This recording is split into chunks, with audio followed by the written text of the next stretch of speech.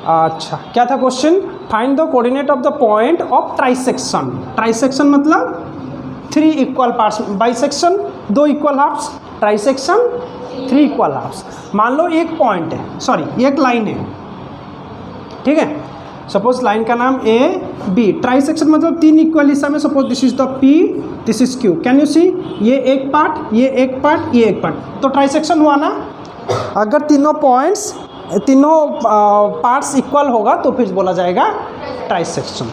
अब बताओ, अगर मैं वही सेम लेंथ का लाइन लूँ ए बी, ठीक है, पॉइंट पी को सिर्फ लूँ, पॉइंट किसे लूँ समझो, पहले समझो। सबसे पहले किस पॉइंट को लूँ? पी। अब मुझे बताओ ये कितना पार्ट है और ये कितना पार्ट होगा? ये 1 पार्ट होगा, ये 2 पार्ट होगा, सही बात है ना। ये 1:1:1 था ना, हम लोग कुछ ऐसे बोल सकते हैं। अगर मैं इस केस में Q ले लूँ और यहाँ पर A ले लूँ, अब बताओ ये कितना पार्ट हुआ? 1:2, ये 1 पार्ट है, 2:1। तो अगर हम लोग को P निकालना है तो रेशियो क्या डालेंगे? और अब हमको जब Q का कोऑर्डिनेट निकालना होगा तो रेशियो क्या डालेंगे? अगर क्वेश्चन हमारा 4 इक्वल पार्ट से, क्वेश्चन हमारा सपोज 4 इक्वल पार्ट से, तो कर पाओगे? 4 इक्वल पार्ट्स, हम लोग ईच पॉइंट को, आप एक एक इंडिविजुअल पॉइंट को लेके रेशियो निकाल पाओगे या नहीं निकाल पाओगे? बताओ, निकाल पाओगे ना। चलो तो फिर हम लोग इस क्वेश्चन को करते हैं, ठीक है। तो क्या है? पॉइंट ए बी, मान लो ये ए है जिसका कोऑर्डिनेट 2-2 है और ये बी है जिसका कोऑर्डिनेट -7 4। ट्राइसेक्शन मतलब 3 इक्वल पार्ट्स, तो ये पॉइंट पी ले लो, ये पॉइंट क्यू ले लो, इसका पहले पी का कोऑर्डिनेट निकालेंगे फिर क्यू का कोऑर्डिनेट निकालेंगे, ठीक है, ओके। अच्छा, सो पी का कोऑर्डिनेट, चलो डायग्राम अलग कर देते हैं। Suppose this is A 2-2 B -7 4। अगर पी का कोऑर्डिनेट लेंगे, बताओ रेशियो कितना होगा? Can you decide the ratio? अच्छा, अगर 4 इक्वल पार्ट्स में क्वेश्चन आ जाए तो भी डिसाइड कर पाओगे रेशियो? यस, हाँ, अगर 4 पार्ट होता तो पहला पॉइंट 1:3 होता। समझ पा रहे हो?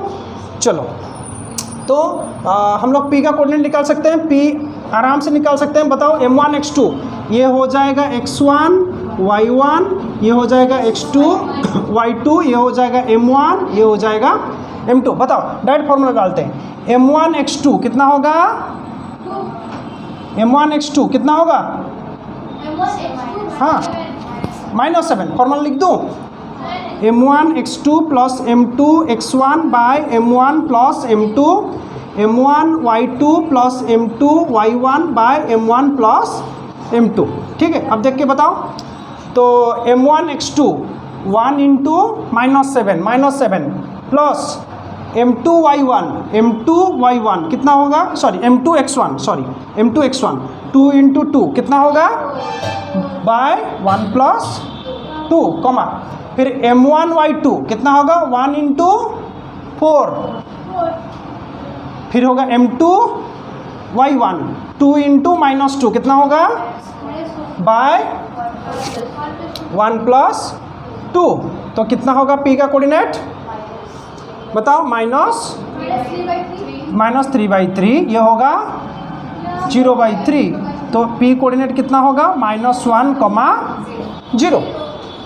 समझ में आया? सिमिलरली अगर हम लोग लेंगे यहाँ पर A B और हमको निकालना है Q का कोऑर्डिनेट, तो रेशियो कितना होगा?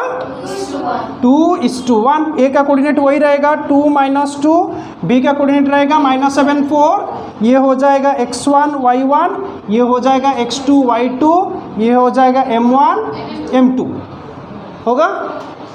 चलो Q का कोऑर्डिनेट निकालते हैं। M1 X2 X2 -7 कितना होगा?